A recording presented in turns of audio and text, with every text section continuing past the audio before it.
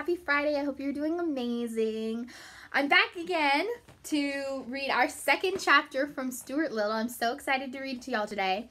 Remember last time in our first chapter we were introduced to Stuart Little and his family. He has a mom and dad and his brother George and a cat named Snowbell. And we heard about some things that Stuart did for his family that were very helpful. So today in chapter 2, we're going to hear some more interesting things about Stuart Little.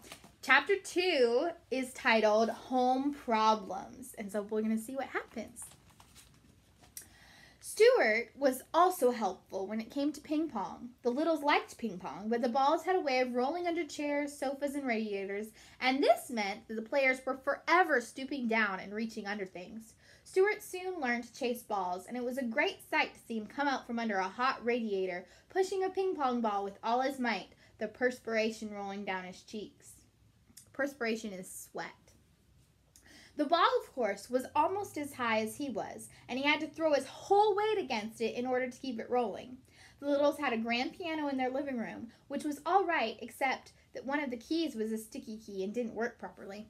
Mrs. Little said she thought it must be the damp weather, but I don't see how it could be the damp weather, for the key had been sticking for almost 4 years, during which time there had been many bright, clear days. So there's Stuart being helpful with the ping pong balls, and now he's being helpful with the piano. But anyway, the key stuck, and was a great inconvenience to anyone trying to play the piano. It bothered George particularly when he was playing the scarf dance, which was rather lively. It was George who had the idea of stationing Stuart inside the piano to push the key up the second it was played. There's Stuart. This was no easy job for Stuart, as he had to crouch down between the felt hammers so that he wouldn't get hit on the head. But Stuart liked it just the same. It was exciting inside the piano, dodging about, and the noise was quite terrific.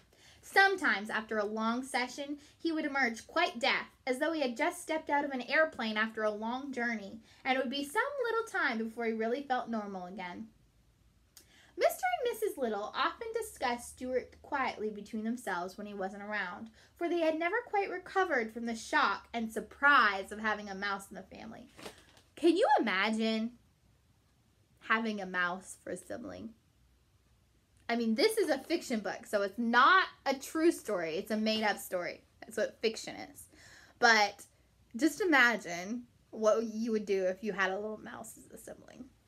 I mean, people have mice as pets, but wouldn't it be interesting to have a talking mouse live with your family? That would be interesting, I think. He was so very tiny, and he presented so many problems to his parents. Mr. Little said that, for one thing, there must be no references to mice in their conversation. He made Mrs. Little tear from the nursery book the page about the 3 blind mice, see how they run. I don't want Stuart to get a lot of notions in his head, said Mr. Little. I should feel badly to have my son grow up fearing that a farmer's wife is going to cut off his tail with a carving knife.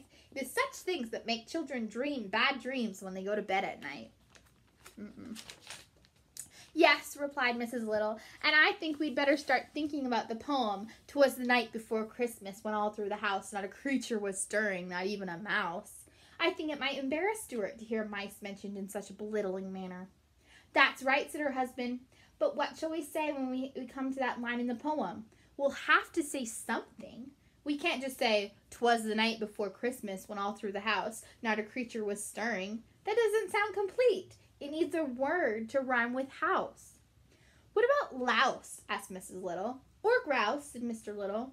I suggest souse, remarked George, who had been listening to the conversation from across the room. Is souse a word? I don't think souse is a word. I think George just wanted to get in on the conversation, so he decided to add his own 2 cents in there. It was decided that louse was the best substitute for mouse.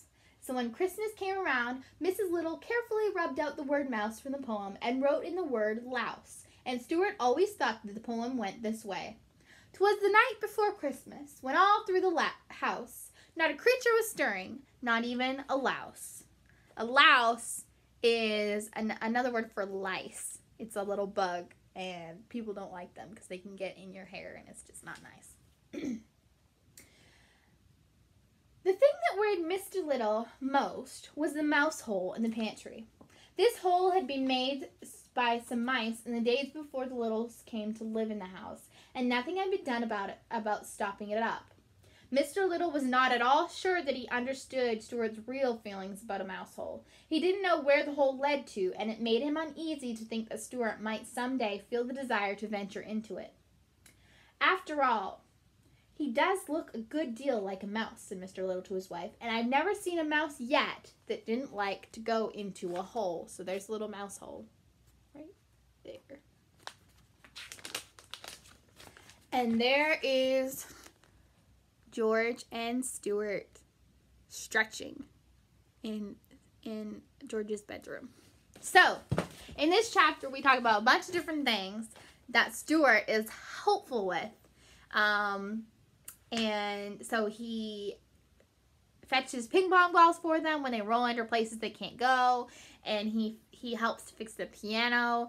And then they talk about how they're so worried about him. And they try to be and his parents try to help him by keeping him safe. So, that's the end of chapter 2. I wish it was longer, but it's not. So, we're just going to stop there. What I want you to do is I want you to think about this time that you're at home and think about how you might have been helpful or how your parents have maybe done something to help you stay safe. So, I want you can send me a video, you can draw me a picture, you can comment in the comment section. I want to hear from you how you've been helpful, like Stuart was helpful to his parents, or how your parents have helped you stay safe while you're at home. Okay? I can't wait to hear from y'all. I hope you enjoyed our second chapter.